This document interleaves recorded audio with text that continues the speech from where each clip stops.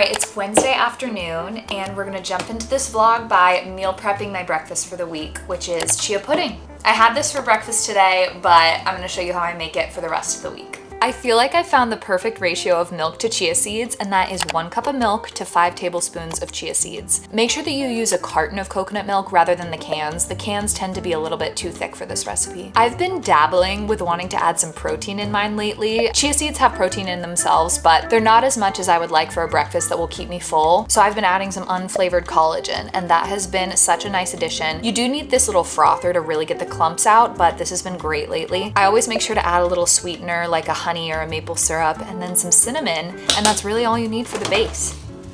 Set timer for 10 minutes. So after 10 minutes, you take it out, you give it a little stir because it all kind of coagulates at the top. I feel like I used that word, but I don't know if that's the right word to use. And then pop it back into the fridge, leave it overnight. I'll show you tomorrow. Tonight's meal should be pretty fun. I'm going to make a homemade pesto pasta with some turkey meatballs. The pesto that I'm going to share is nut-free and dairy-free. The pasta is gluten-free. And you know, the turkey meatballs are just completely ordinary and normal. So I'm gonna guess with filming that this is all gonna take me probably an hour, but typically I would say this would take about like 35 minutes to cook all this. All right, the first thing you're gonna wanna cook is your meatballs. So to start off, you're gonna wanna chop up 1 onion, preferably white onion, but I had red laying around. You're gonna wanna saute your onion to release some of that sweetness, but also cut some of the bite of the onion. While that's sauteing, put together your egg, your ground turkey, salt, pepper, and plenty of Italian seasoning. And once your onion is fully sauteed, about 5 minutes or so, and it's cooled off, add that to the mixture as well. Then just roll these up into some balls and cook in your oven at 400 degrees for 20 minutes. Once those start cooking, you're gonna wanna get your water boiling and start working on your pesto. This pesto recipe is pretty simple, as any pesto recipe probably should be. It's just basil, lemon, pumpkin seed instead of pine nuts, and I'm using this dairy-free Parmesan I found at Trader Joe's, about 3 cloves of fresh garlic, and about 1/3 cup of olive oil. Really just enough olive oil until you get the right texture. Once your pesto is made, start cooking your pasta and any sort of vegetable of your choosing. Tonight we're doing mushrooms, which are mushrooms even a vegetable? I don't know. But we've been loving these mushrooms specifically from Trader Joe's, and they work really well with this pasta dish. For some reason, pasta lately has just been kind of giving me the ick, but for some reason, pesto pasta specifically hasn't been. Maybe it's just the color green that makes me associate it with more healthy food.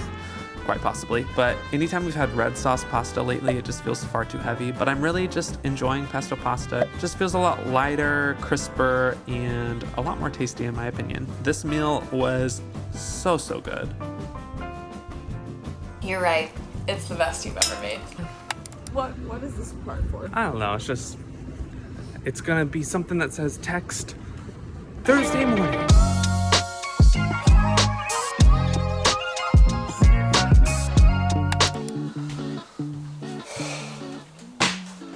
Good morning. So Lucy and I got some coffee this morning from Panera. We signed up for the Sip Club, which they were doing a promotion. It was 2 months free, but now it's time to make some breakfast.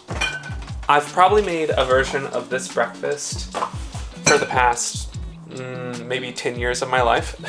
It's literally just eggs and toast. Today we've got some English muffins, and I think I wanna fry my eggs this morning. Make sure when you cook your eggs, whether you're frying them or scrambling them, that your pan is hot enough. One way I like to tell if the pan is hot enough is just by the way the oil looks on the pan. Once it starts to easily separate when you move the pan around, I feel like you know the pan is actually at the right temperature. Even when using nonstick, it keeps your eggs from sticking to the pan even more. This might be a hot take, but I really love having my fried eggs with butter and jam on my toast. Maybe that's not weird, maybe that is weird. Let me know down in the comments. But I love the like salty, savory sweetness that you get from the jam as well. And when you use English muffins, it's just all nice and contained. Bon appetit. Wait, why did I say that? I just feel like this is like the perfect flavor combination. For some reason, it reminds me of having biscuits in the morning. This is why breakfast is my favorite meal of the day. All right, it is almost 12 o'clock. I could tell I'm ready for lunch because I literally wanted to eat a whole bag of chips. I did eat a few, but I think I'm just gonna actually do some leftovers. Nothing that fancy, but we had this leftover dinner, which was tofu, green beans, and some rice. I'm actually just gonna turn this into fried rice, maybe add another egg in there for some extra protein, just because there isn't a ton of tofu in this. I always love fried rice as a leftover option because oftentimes, whether you had salmon or chicken, or really like any sort of protein, as long as you have some extra like leftover rice, it just makes for a super quick, super filling, easy lunch.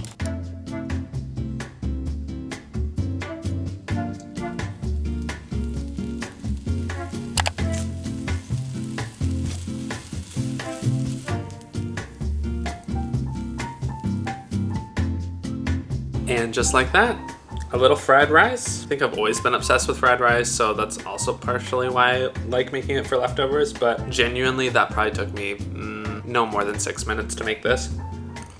But I realized this wasn't all that special, so on to the next meal. Okay, I am almost done with my work day, about to head to the gym, but before I go to the gym, I wanted to marinate our chicken for tonight's dinner.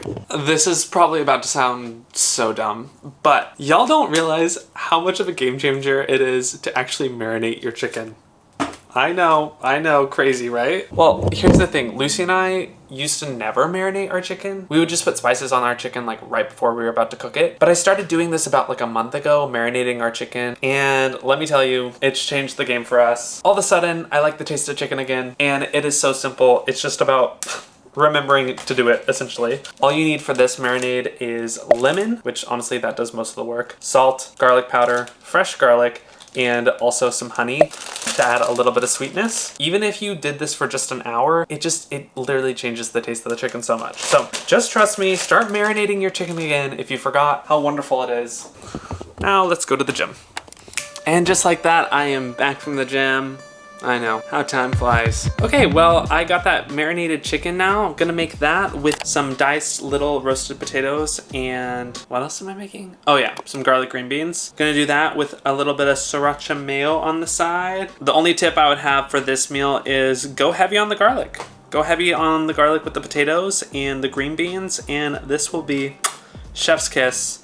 I think you'll love it. First things first, you're gonna wanna dice the potatoes. These take the longest amount of time to cook, sometimes upwards to 40 minutes in our oven, based off of how crispy you really want them to be. Then we're gonna get started on the chicken. We're gonna pan fry the chicken. Make sure you don't move the chicken around too much so you can get a nice glaze on the bottom of the chicken before flipping it. And then I really like actually using the same pan I cooked the chicken in to cook the green beans in, because I feel like it soaks up some of that garlicky, lemony flavor that we just cooked the chicken in. And then for the Sriracha mayo, yep, you guessed it. Literally just gonna add mayo and Sriracha together and blend that together in a little ramekin, and presto. Your meal is done. Look at that. We also really like to dice up our chicken before putting it on our plate, just because we don't have a table and it's hard to cut food. So it's kind of nice to have pre-cut food for your dinner. I know, a silly part about living in New York City in a tiny space. But that's how we do it. You should definitely try this one out. This has been our new latest obsession. This is the life. My husband making me dinner, reading my little book. This is the life.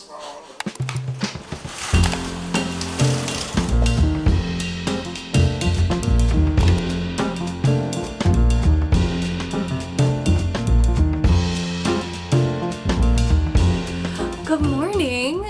Okay, I, as you probably noticed, was gone all day yesterday, accidentally. That wasn't gonna happen, but I was trying to get seen at this audition. Oh, hi Chandler. Hey y'all.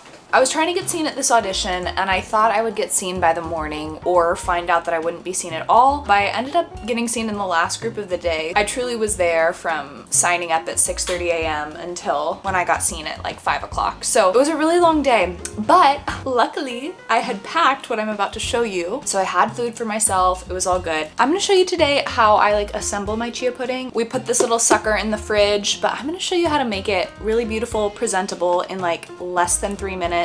It's such a good, easy breakfast. Highly recommend this one if you like a semi-sweet breakfast.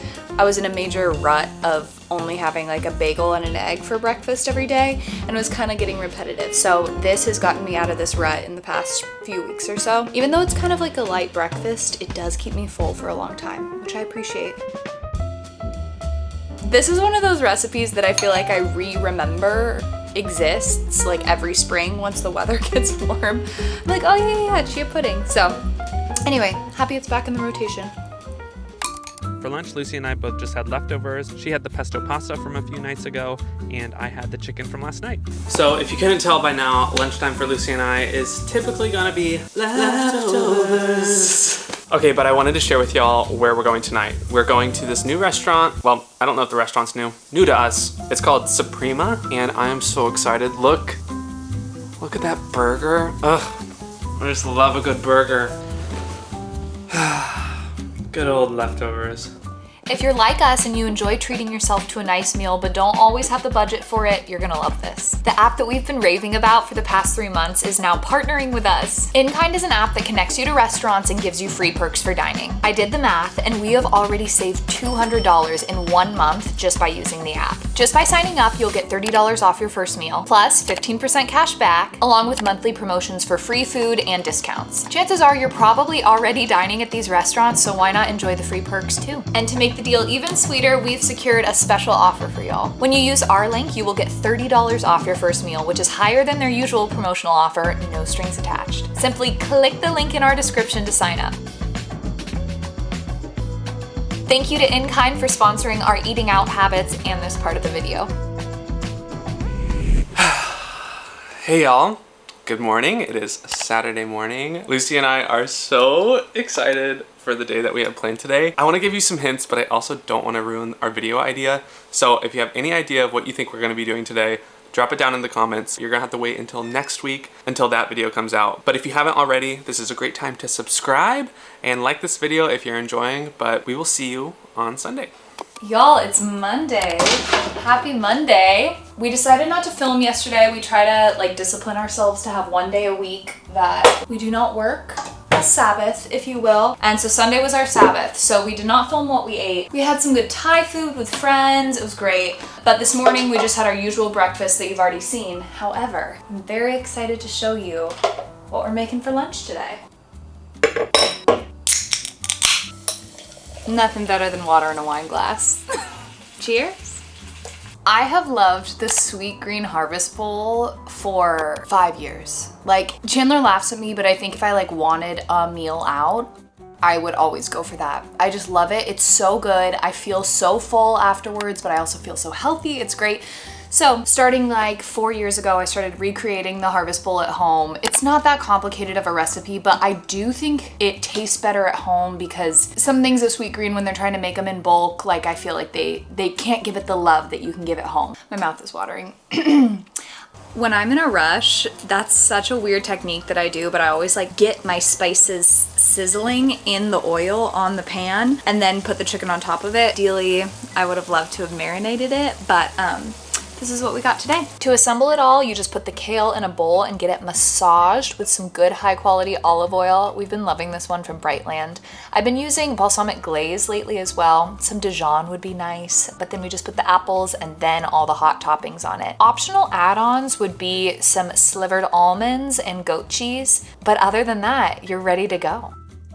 As we know, Chandler is allergic to nuts, so I will just put a little bit of this in mine. First bite check. Get a little bit of everything. So good. It's so good. This will be lunch for a few days this week. I encourage you, make a little harvest bowl. I don't know what Lucy just filmed, but she made me this whole salad. Very sweet. Feeling very loved. Just wanted to say that. Lucy's the best. Okay, it is almost dinner time, so I'm about to make one of our favorite meals that we make most frequently. And I would say it's also one of the easiest and quickest meals that we make during the week. So if you're looking for something easy, quick, and healthy, this will be a good option for you. I also really like this meal because it really just requires 2 pans, so easy cleanup as well. Have you guessed it yet? We're making salmon with broccoli and rice. Yeah, I know, super original, right? But hear me out. I feel like we add a few special ingredients to this that I think makes our recipe really stand out from others. We air fry our salmon at 450 for about 12 minutes, but it really just depends on how thick your salmon is. Key ingredient number 1, the jasmine rice from Trader Joe's. I don't know what it is about this rice, but it just really tastes far superior in my opinion. Key ingredient number 2, this potlatch seasoning from Williams-Sonoma. I know, super random, They have it in multiple flavors, but we like this one in particular. It's just the perfect salty and spicy seasoning for your salmon. And key ingredient number 3, you probably already guessed it, Sriracha mayo. It goes good with everything, I swear. But in general, I will say this meal is more so about convenience for us. It only takes about 22 minutes to whip this all together, so highly suggest if you're in a hurry and you want something flavorful but not too complicated. Here's dinner. Good morning.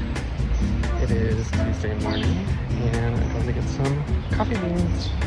So we really take advantage of the system because this is a Quad shot. oat milk latte with honey lavender in it, which would typically cost probably like $10 at least. The beans are $16, but we're getting a free $10 drink, so it feels like the beans are less expensive. It's how we justify. Yeah. How we justify the bean. Oh my god. That's a very niche musical theater reference. Okay. Oh, Lu, today is our last day of cooking. It's been a week. Oh my gosh. Yeah. Wow.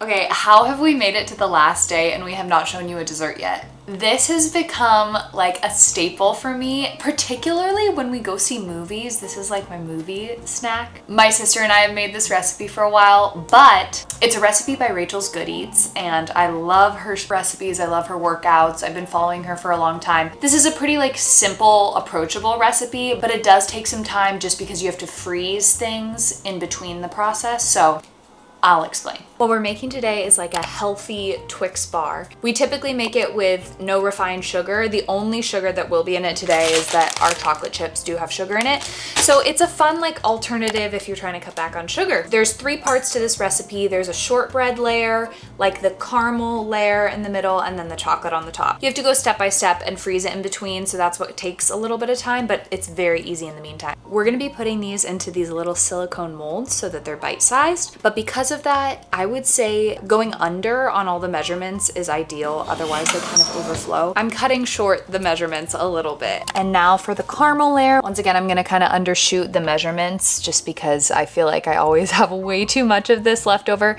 But this caramel is just made up of peanut butter, coconut oil, and maple syrup, and then a little pinch of salt.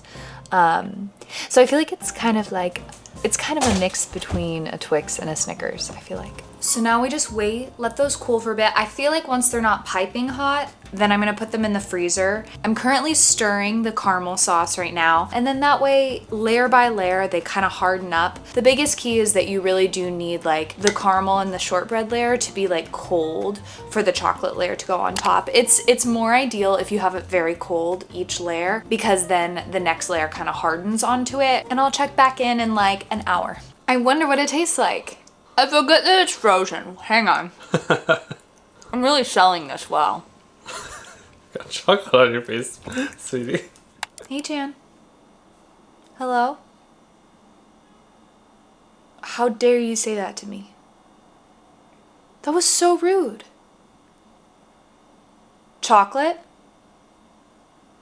I was trying to think if there was a keyword. Chocolate chip cookie.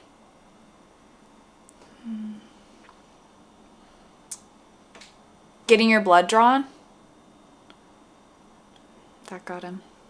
You